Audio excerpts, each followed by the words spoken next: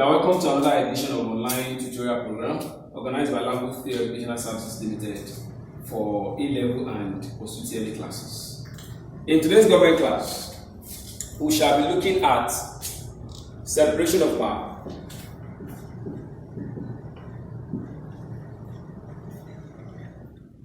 As well as checks and balance. Starting with separation of power.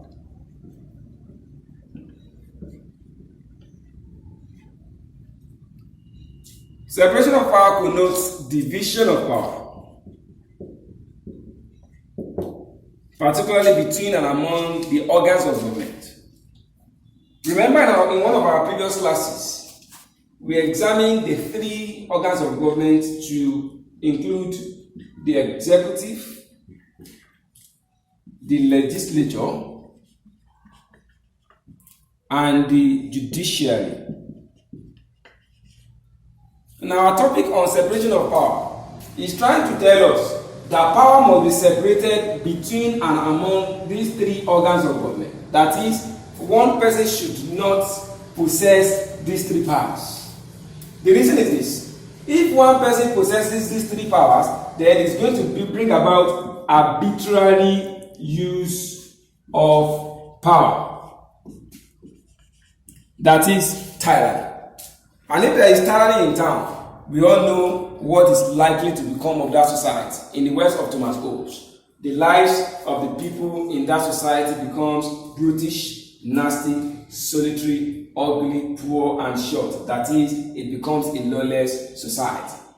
So that is what we are trying to examine in separation of power.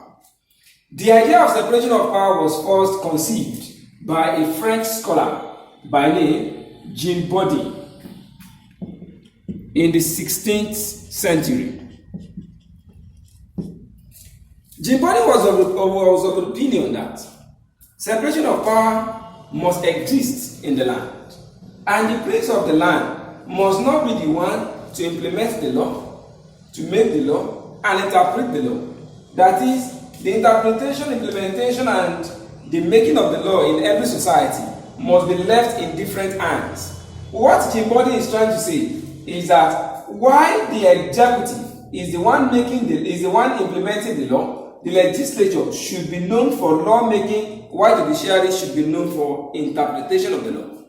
But by the words of Jean Bodin, it was not clear, because Jean Bodin only used the word "it must not be left in the prince of the land," making the law, interpreting the law, and implementing the law. But the idea was further popularized by Baron de Montesquieu.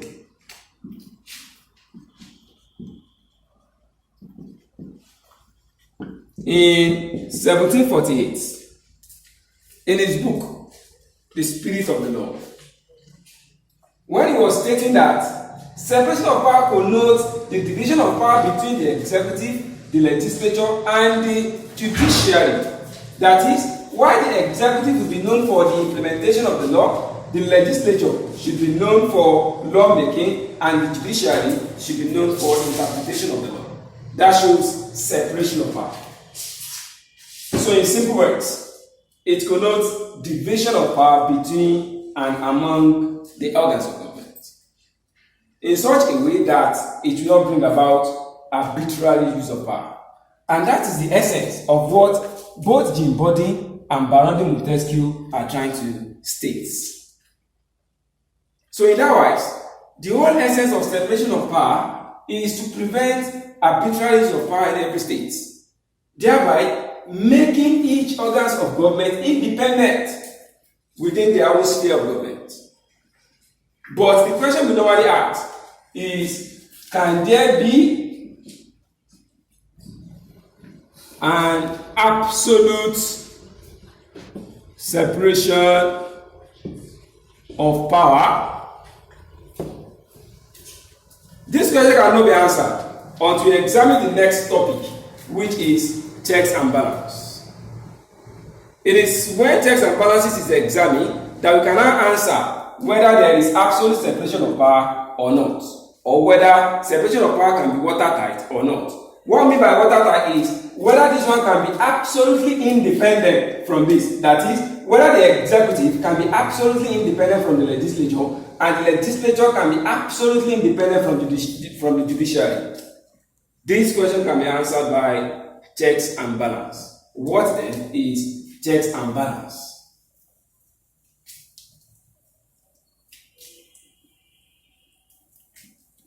Checks and balance system.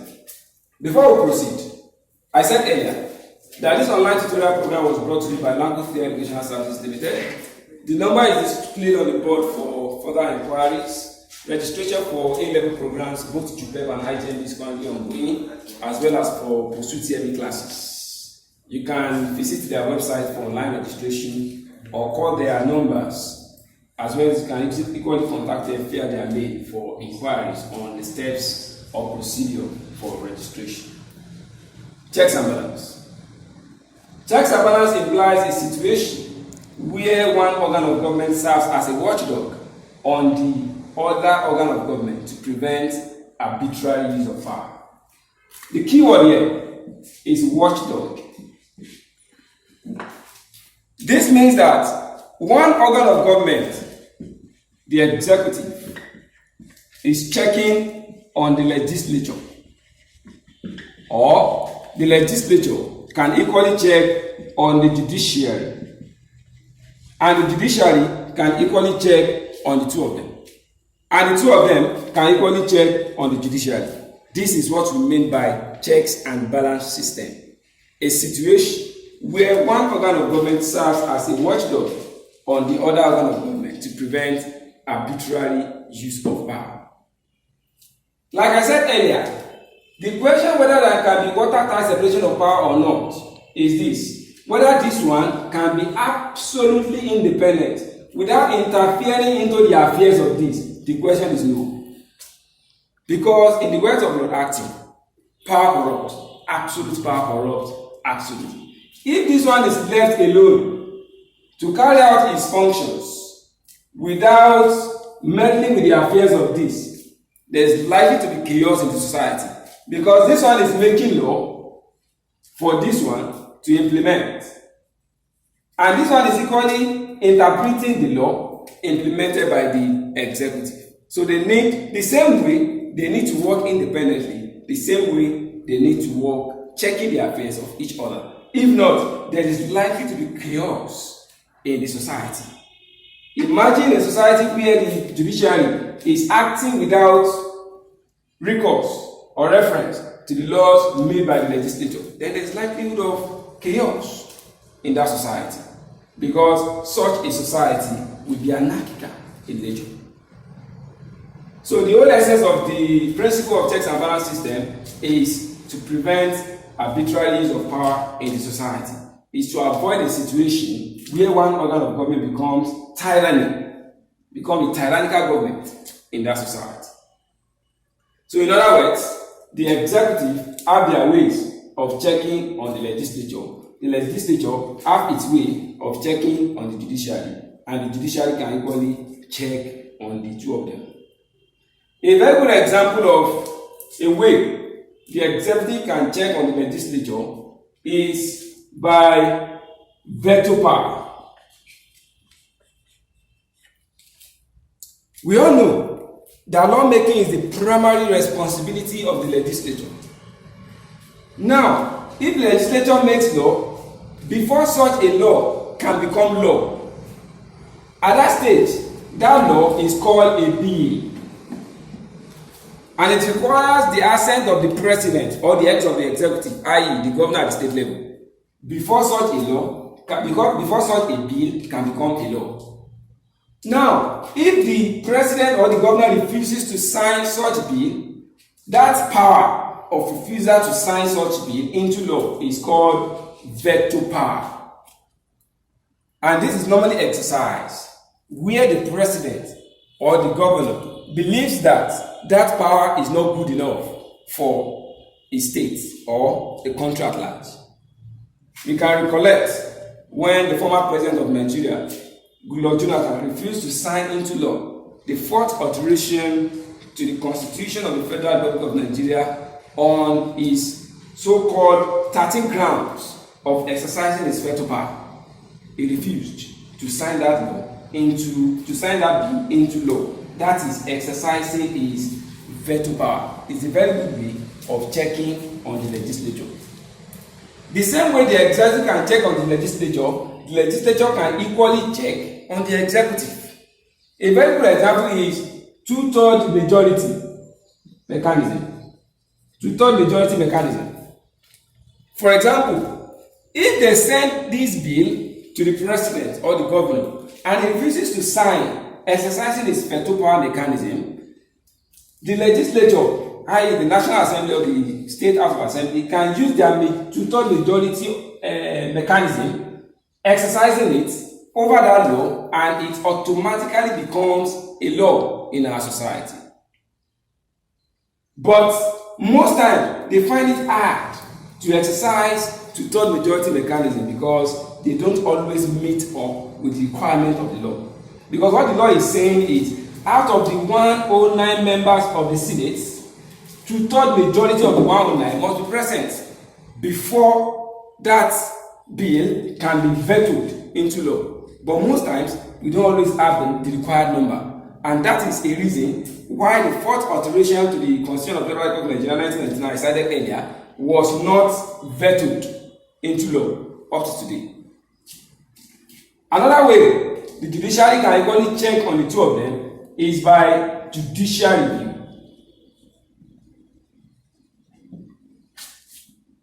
The judicial review is an exclusive power of the judiciary, which it has to nullify or ratify an action which is either legal or illegal. If an action is legal, the judiciary has the power to review that action and to look inward into that action whether it is legal. When it comes to the executive, if the president takes a step that to Nigerians it is illegal, it is ultra-vire. Ultra-vire means beyond his powers. Then you can approach the judiciary to nullify that step taken by the president. The same thing, if the legislature makes a law and you believe this law does not follow the procedure laid down by the 1999 Constitution, then you can approach the court for their power of judicial review to nullify that law.